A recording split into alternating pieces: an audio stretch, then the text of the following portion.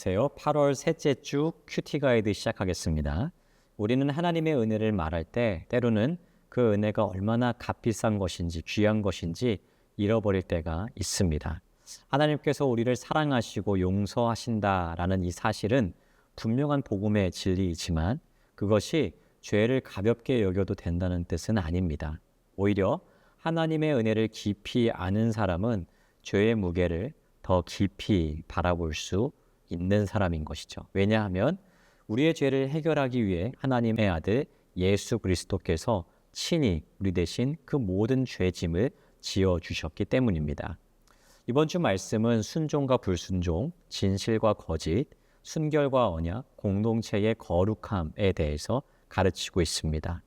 신명기의 여러 율법들을 바라볼 때 좀 어떻게 생각되어지세요?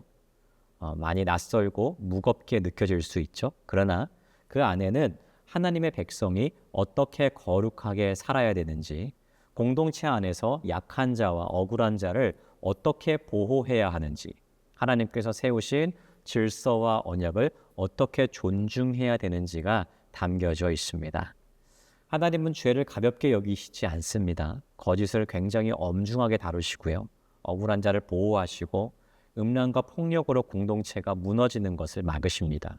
동시에 하나님은 저주를 축복으로 바꾸시는 분이시고 우리를 거룩한 공동체로 부르시는 은혜의 하나님이세요.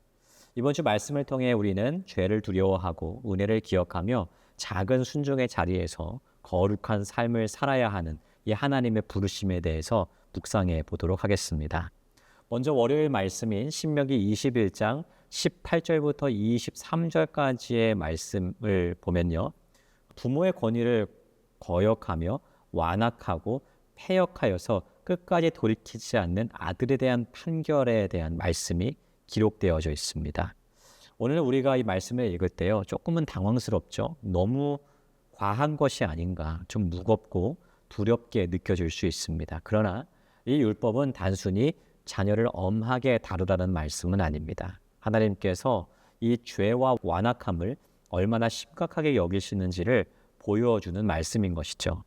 가정 안에서의 불순종은 단순히 개인적인 문제뿐만은 아닙니다. 하나님께서 세우신 이 공동체의 질서와 공동체의 거룩함을 무너뜨리는 일이었어요. 이어지는 말씀은 사형당한 자의 시체를 나무에 밤새 두지 말라라고 명령하죠. 나무에 달린 자는 하나님께 저주를 받은 자이기 때문이라고 말씀하시기 때문입니다. 이 말씀은 죄가 하나님 앞에서 얼마나 무거운 것인지를 보여주는 동시에 장차 우리를 대신하여서 저주의 자리에 달리시게 되실 예수 그리스도를 바라보게 합니다. 우리는 죄로 인해서 저주 아래 놓일 수밖에 없었던 그런 사람들이었지만 그리스도께서 우리 대신 저주를 담당하셨습니다. 그러므로 성도는요, 죄를 결코 가볍게 여기서는 안 됩니다. 하나님의 공의를 두려워하고 그리스도께서 담당하신 은혜를 기억하며 감사와 순종의 삶을 살아갈 수 있는 저와 여러분 다 되시기를 주님의 이름으로 축복합니다. 화요일 본문인 신명기 22장 1절부터 12절은 작은 순종으로 나타나는 거룩함에 대해서 말씀하고 있습니다. 본문에는 잃어버린 형제의 소나 양을 못 본 채 하지 말고 돌려주라는 말씀이 있고요. 넘어진 짐승을 함께 일으켜라 라고 하는 말씀도 있고 남녀의 의복을 구별하라는 말씀, 새끼와 어미새를 함께 취하지 말라는 말씀, 집을 지을 때 난간을 만들라는 말씀, 서로 다른 종자를 섞어서 뿌리지 말라라고 하는 말씀들이 이어지죠. 겉으로 보기에는 서로 관련 없는 그런 세부 사항들이 그냥 병렬식으로 쭉 나열되어 있는 것처럼 보입니다. 그러나 이 모든 말씀의 중심에는 하나님 나라 백성의 삶은 어떤 것이어야 되는지를 보여주고 있는 것이죠. 작은 영역에서도 거룩해야 된다는 그 뜻이 담겨져 있는 것입니다. 하나님은 예배당 안에서의 우리의 모습만을 보시는 분이 아니세요. 이웃의 생명과 재산을 대하는 태도도 보시고 작은 생명을 대하는 마음도 보시고 가정의 안전을 책임지는 자세, 창조 질서를 존중하는 삶까지 다 들여다보신다는 것이죠. 거룩함은 크고 특별한 순간에만 드러나는 것은 아닙니다. 일상의 작은 선택 속에서도 나타나게 되는 것이죠. 그렇기 때문에 우리는 때로 작은 일이라 할지라도 그냥 지나쳐 버려서는 안 됩니다. 하나님께서 우리의 작은 순종을 통해서 우리의 마음이 어디에 있는지를 보시기 때문이에요. 오늘도 작아 보이는 순종의 자리에서도 하나님을 기쁘시게 하는 삶을 살아가기를 소망합니다. 수요일 말씀인 신명기 22장 13절부터 21절까지의 말씀은 진실과 거룩함을 기뻐하시는 하나님의 모습을 보여주고 있습니다. 본문은요, 결혼 이후 아내에 대한 거짓으로 비방하는 남편의 문제와 또 실제로 언약을 깨뜨린 죄에 대한 판결을 다루고 있습니다. 하나님께서는 거짓 증언을 엄중히 다루십니다. 한 사람의 말과 소문이 다른 사람의 인생을 무너뜨릴 수 있기 때문이에요. 특별히 당시에는 여성의 인권이 굉장히 취약했거든요. 그러니까 억울하게 비방을 당한 여인을 보호하시고 거짓으로 모함한 자에게 오히려 책임을 묻게 하심으로써 당시에 굉장히 약자였던 사람들을 하나님께서 법으로 보호하시는 것을 우리가 보게 되는 것이죠. 하나님은 진실을 기뻐하시는 분이십니다. 거짓된 말은요, 한 사람의 명예와 삶을 무너뜨리고 공동체의 신뢰를 깨뜨리게 됩니다. 그러므로 하나님의 백성인 우리는 거짓을 버리고 진실하게 말해야 돼요. 누군가를 쉽게 판단하거나 확인되지 않는 말로 다른 사람을 해치는 일들에 대해서 두려워할 줄 알아야 되는 것이죠. 동시에 본문은요, 하나님께서 결혼 언약과 가정의 거룩함을 중요하게 여기신다는 사실도 보여주고 있습니다. 언약을 깨뜨리는 죄는요, 단순히 개인의 문제뿐만이 아니라 하나님 앞에서의 불순종이고 공동체를 깨뜨리는 일입니다.